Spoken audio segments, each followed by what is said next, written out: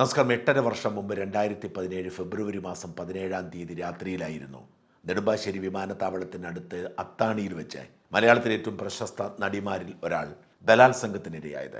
Quotation കൊടുത്ത് ബലാത്സംഗം ചെയ്യിക്കുക എന്നത് കേരളത്തിൽ ഒരുപക്ഷെ ആദ്യമായി സംഭവിച്ച ക്രൈമാവാം. അതും സുപ്രസിദ്ധയായ ഒരു നടിയെ.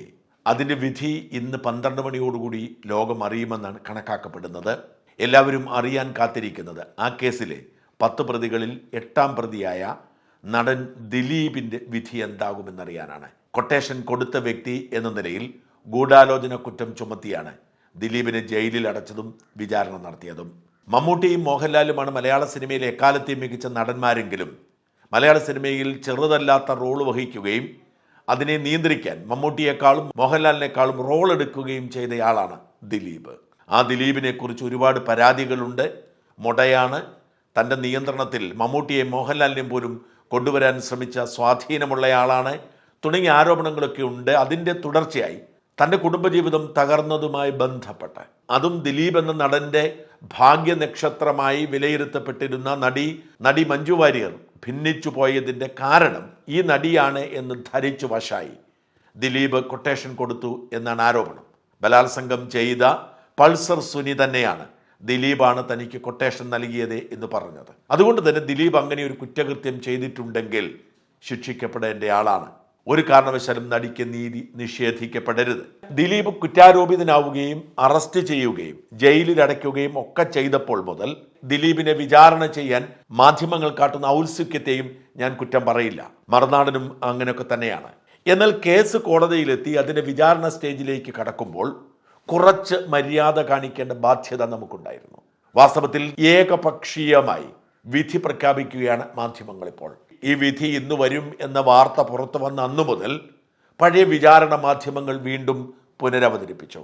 ദിലീപിനെ വധശിക്ഷയ്ക്ക് വിധിച്ചിരിക്കുന്നു എന്ന തരത്തിലാണ് മാധ്യമ വാർത്തകൾ പോകുന്നത്. സകല മാധ്യമങ്ങളും ദിലീപ് ശിക്ഷിക്കപ്പെട്ടിരിക്കുന്നു, ഇനി തൂക്കിലേറ്റിയാൽ മതി എന്ന തരത്തിൽ കൈകാര്യം ചെയ്യുമ്പോൾ, പ്രത്യേകിച്ച് ചാനലുകൾ കൈകാര്യം ചെയ്യുമ്പോൾ ഒരു നീതി നിഷേധം മണക്കുകയാണ്. ദിലീപ് കുറ്റക്കാരനാവട്ടെ എന്ന് ആഗ്രഹിക്കുന്ന ആളാണ് ഞാൻ. പക്ഷെ വിധി വരുന്നതിന് മുൻപ് നിങ്ങൾ ശിക്ഷിച്ചില്ലെങ്കിൽ ഞങ്ങൾ നിങ്ങളെ കുറ്റം പറയും, നിങ്ങൾ നടൻ ദിലീപിനു വേണ്ടി പ്രവർത്തിച്ചു എന്ന തരത്തിൽ ഞങ്ങൾ വാർത്ത കൊടുക്കും എന്ന ഒരു ബ്ലാക്ക് മെയിൽ ഭീഷണിയോടെ മാധ്യമങ്ങൾ വാർത്ത കൊടുക്കുന്നത് ഉചിതമാണോ?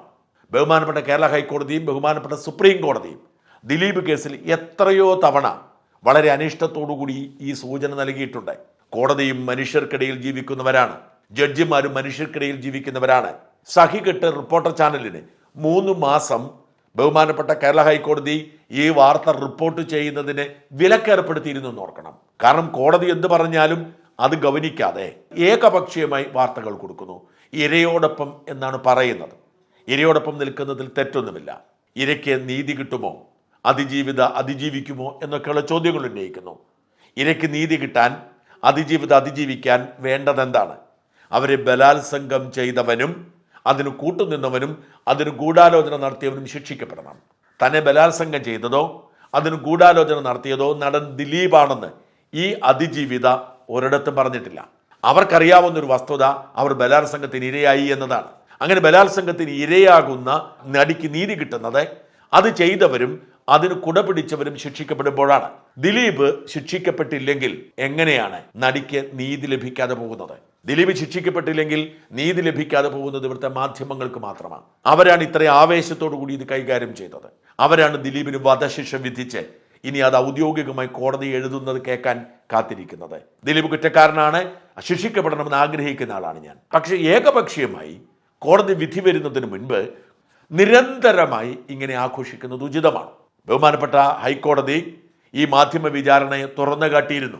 ഒരിക്കൽ കോടതി സഹി കെട്ടിട്ട് ഇങ്ങനെ പറഞ്ഞു: it has time and again been stated that the duty of the prosecutor is not seek conviction at all cost or be an avenging angel for the victim but to ensure that justice is delivered. ഇരയ്ക്ക് വേണ്ടി പ്രതികാരം ചെയ്യുന്ന കാവൽമാലാഖ ചമയേണ്ട. ഏത് വിധേനയും പ്രതികളെ കുറ്റവാളിയാക്കുക എന്നതല്ല prosecutor ജോലി. പ്രത്യുത നീതി നടപ്പിലാക്കുകയാണ്. പ്രോസിക്യൂട്ടറുടെ ജോലി എന്താണ്? പ്രോസിക്യൂട്ടർ ഇരയ്ക്ക് വേണ്ടി വാദിക്കുന്നു, നല്ലതാണ്. കാരണം പ്രോസിക്യൂട്ടറുടെ ഇൻവെസ്റ്റിഗേഷൻ ഓഫീസർ പറയുന്നു ഇയാൾ കുറ്റവാളിയാണ്. അതുകൊണ്ട് പ്രോസിക്യൂട്ടർ അയാളെ ശിക്ഷിക്കാൻ വേണ്ടിയുള്ളത് കൊടുക്കണം. എന്നാൽ അയാളെ ശിക്ഷിച്ചേ മതിയാവൂ എന്ന മുൻവിധിയോടെ അല്ല, നീതി നടപ്പിലാക്കുക എന്നതാണ് പ്രോസിക്യൂട്ടർ ജോലി എന്ന് കോടതി പറഞ്ഞിട്ടുണ്ട്. ഈ പ്രോസിക്യൂട്ടർ നീതി നടപ്പിലാക്കാൻ വിഘാതമാവുന്ന തരത്തിൽ നിലപാടെടുക്കുകയാണ് വാസ്തവത്തിൽ മാധ്യമങ്ങൾ. നമ്മളൊക്കെ വിശ്വസിക്കുന്നതും ആഗ്രഹിക്കുന്നതും ദിലീപ് കുറ്റവാളിയാണെന്നാണ്. എന്നാൽ ഇനി അഥവാ അയാൾ നിരപരാധിയാണെങ്കിൽ, അയാളെ ശിക്ഷിച്ചില്ലെങ്കിൽ തനിക്കത് മോശമാകുമെന്ന് കരുതി മാധ്യമങ്ങൾ നിരന്തരമായി കുറ്റവിചാരണ ചെയ്യുന്നത് ഉചിതമാണോ? പ്രസക്തമായ ചോദ്യമാണ്. കോടതി വിധിക്കട്ടെ. കോടതി എങ്ങനെയാണ് വിധിക്കുന്നത്? ഓർക്കണം, ഏതാണ്ട് 8 വർഷത്തോളം നീണ്ടുപോയി ഇതിന് നടപടിക്രമം. 2017 ഫെബ്രുവരിയിൽ സംഭവിച്ച കേസാണ്. 8 വർഷത്തോളം നീണ്ടുപോയി. അതിൻ്റെ ഉത്തരവാദിത്വം പ്രതിക്കുമുണ്ട്, ഇരയ്ക്കുമുണ്ട്. ഇരയുമായി ബന്ധപ്പെട്ടവരും പ്രതിയും പലതവണ പുതിയ അപേക്ഷകൾ കൊടുക്കുകയും ആ അപേക്ഷകൾ തള്ളുന്നതനുസരിച്ച് സുപ്രീം കോടതി വരെ പോവുകയും ചെയ്തു. നേരത്തെ തീർക്കണമെന്ന ആഗ്രഹം ഇരുകൂട്ടർക്കും ഉണ്ടായിരുന്നില്ല എന്ന് വേണം കണക്കാക്കാൻ. 261 സാക്ഷികളുണ്ടായിരുന്നു, 833 രേഖകളുണ്ട്. സാക്ഷികളെ വിസ്തരിക്കാൻ മാത്രം കോടതി 438 ദിവസമെടുത്തു. മറ്റ് നടപടിക്രമങ്ങൾക്ക് വേണ്ടി കോടതിക്ക് വേണ്ടി വന്നത് 294 ദിവസങ്ങളാണ്. അങ്ങനെ നമ്മുടെ ക്രിമിനൽ ചരിത്രത്തിലെ ഏറ്റവും ദീർഘമായ വിചാരണകളിൽ ഒന്നാണ്, നടപടിക്രമങ്ങളിൽ ഒന്നാണ് നടിയെ ആക്രമിച്ച കേസുമായി ബന്ധപ്പെട്ടുള്ളത്. ഇത് മുഴുവൻ കേട്ടതും പരിശോധിച്ചതും ആ ജഡ്ജിയാണ്. ആ പ്രിൻസിപ്പൽ സെഷൻസ് ജഡ്ജിക്ക് അറിയാം നീതി എവിടെയാണെന്ന്. അതനുസരിച്ച് അവർക്ക് വിധി പ്രഖ്യാപിക്കാൻ കഴിയൂ.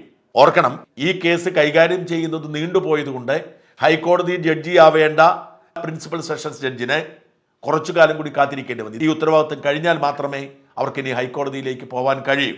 ഇത്തരമൊരു സാഹചര്യം അവിടെ ഉള്ളപ്പോഴും നമ്മൾ എന്തിനാണ് മുൻവിധിയോടെ പറയുന്നത്? നമുക്ക് ദിലീപ് ശിക്ഷിക്കപ്പെടണമെന്ന ആഗ്രഹം തെറ്റൊന്നുമല്ല, നമുക്കൊക്കെ അങ്ങനെ വിശ്വസിക്കാൻ കഴിയാം. പക്ഷേ കോടതി പറയട്ടെ. കോടതി പറയുന്നത് വരെ നമുക്കൊരു സാവകാശം ഇന്നെങ്കിലും അവസാന നിമിഷം. ഞാൻ ഇത് പറയാൻ കാരണം ഇന്നലെ മുതൽ ഇത് മാത്രമേ ഉള്ളൂ. ദിലീപിന്റെ ചോരയ്ക്ക് വേണ്ടി കരയുകയാണ്. എന്തെല്ലാം സംഭവങ്ങൾ, എന്തെല്ലാം വാർത്തകൾ, എന്തെല്ലാം പ്രഖ്യാപനങ്ങൾ. നടിയുടെ അഭിഭാഷിക എന്ന നിലയിൽ ഒരു TV മിനി കഴിഞ്ഞ കുറേ കാലമായി പ്രത്യക്ഷപ്പെടുന്നുണ്ട്. ചിലരൊക്കെ നീതിക്ക് വേണ്ടി 1 രൂപ പ്രതിഫലം പോലും വാങ്ങാതെ അവസാന നിമിഷം വരെ പോരാടിയ പ്രഗത്ഭ അഭിഭാഷിക എന്ന രീതിയിൽ പ്രചരിപ്പിക്കുന്നുണ്ട്. വേറെ ആരും വരാതിരുന്നപ്പോൾ മിനിയാണ് അത്ര വന്നത്. അതൊക്കെ വ്യാജമാണ്. ആക്രമിക്കപ്പെട്ട നടിയുടെ അഭിഭാഷിക എന്ന് പറയുന്നത് പ്രോസിക്യൂഷനാണ്. പ്രോസിക്യൂഷന്റെ ബാധ്യതയാണ് കേസ് തെളിയിക്കുക എന്നത്. വേണമെങ്കിൽ പ്രോസിക്യൂഷന് വിശ്വാസമില്ലാത്ത സാഹചര്യത്തിൽ വിക്ടിമിന്, ഇരയ്ക്ക് ഒരു അഭിഭാഷകനെ നിയോഗിക്കാം. അങ്ങനെ ഞാൻ ആയിക്കോളാം എന്ന് പറഞ്ഞ് TV മിനി രംഗത്ത് വന്നു. അതുകൊണ്ട് TV മിനിക്കാണ് ഗുണമുണ്ടായത്, പ്രതിഫലമല്ല. അല്ലെങ്കിൽ ആരെങ്കിലും മിനിയെ അറിയുമോ? എത്രയോ കാലമായി മിനി ഈ ചാനൽ ചർച്ചകളിൽ വന്നുകൊണ്ടിരിക്കുന്നു. മിനിയാണോ ഈ കേസ് തെളിയിക്കാൻ രംഗത്തിറങ്ങിയത്? അല്ല, മിനിക്ക് ചെറിയ റോള് മാത്രമേ ഉള്ളൂ. പ്രോസിക്യൂഷനാണ് കേസ് വാദിച്ചതും തെളിവ് കണ്ടെത്തിയതും തെളിവ് ശേഖരിച്ചതും ഒക്കെ. മിനിയും അവിടെ ഒപ്പം ഉണ്ടായിരുന്നു എന്ന് മാത്രം. ഈ മിനിയുടെ ഇന്നലത്തെ അഭിമുഖം കണ്ട് ഞാൻ ഞെട്ടിപ്പോയി. 2 കാര്യങ്ങൾ എന്നെ അത്ഭുതപ്പെടുത്തി. ഒന്ന്, അവർ പറയുന്നു ദിലീപ് ശിക്ഷിക്കപ്പെട്ടാൽ എൻ്റെ ജീവൻ അപകടത്തിലാകുമെന്ന്. എന്ത് വിവരക്കേടാണ് അവർ? ദിലീപ് ശിക്ഷിക്കപ്പെട്ടാൽ തൻ്റെ ജീവൻ അപകടത്തിലാകുമെന്ന് പറയുന്നത് തന്നെ അവരുടെ നിയമത്തെക്കുറിച്ചുള്ള അറിവില്ലായ്മയും അവർ ഇതിൻ്റെ പേരിൽ മുതലെടുക്കാൻ ശ്രമിക്കുന്നു എന്നതിന് തെളിവുമാണ്. അങ്ങനെയൊന്നും സംഭവിക്കുന്നില്ല. ദിലീപിനേക്കാൾ വലിയ വലിയ പുള്ളികൾ ഇവിടെ ശിക്ഷിക്കപ്പെട്ടിട്ടുണ്ട്. ഒരാളെ കോടതി ശിക്ഷിച്ചു എന്നതിൻ്റെ പേരിൽ അഭിഭാഷകയെ കൊല്ലുന്ന നാടല്ലേത്. മാത്രമല്ല, ദിലീപ് ശിക്ഷിക്കപ്പെട്ടാൽ അത് അഭിഭാഷകയുടെ മിടുക്കൊന്നുമല്ല, അത് പ്രോസിക്യൂഷന്റെ മിടുക്കാണ്. ആ ക്രെഡിറ്റ് ഏറ്റെടുക്കാൻ വേണ്ടി മിനി ശ്രമിക്കരുത്. എന്നെ അത്ഭുതപ്പെടുത്തിയ മിനിയുടെ 2ാമത്തെ പ്രസ്താവന, ദിലീപായിരുന്നു റേപ്പ് ചെയ്തിരുന്നതെങ്കിൽ കുഴപ്പമില്ലായിരുന്നു, അതങ്ങ് സഹിച്ചേനയും ഇര. അപരിചിതർ റേപ്പ് ചെയ്തതാണ് കുഴപ്പമായത്. ഇങ്ങനെയൊക്കെ ഒരു അഭിഭാഷക പറയുന്നു എന്ന് പറഞ്ഞാൽ എങ്ങനെ വിശ്വസിക്കാൻ കഴിയും? എങ്ങനെ അംഗീകരിക്കാൻ കഴിയും? ദിലീപായിരുന്നു റേപ്പ് ചെയ്തിരുന്നെങ്കിൽ കുഴപ്പമില്ല, അത് കൊട്ടേഷൻ കൊടുത്ത് വേറൊരാളെ കൊണ്ട് ചെയ്യിപ്പിച്ചത് കൊണ്ടാണ്. അപരിചിതർ ബലാത്സംഗം ചെയ്തെങ്കിൽ കൂടുതൽ കുഴപ്പമുണ്ടോ?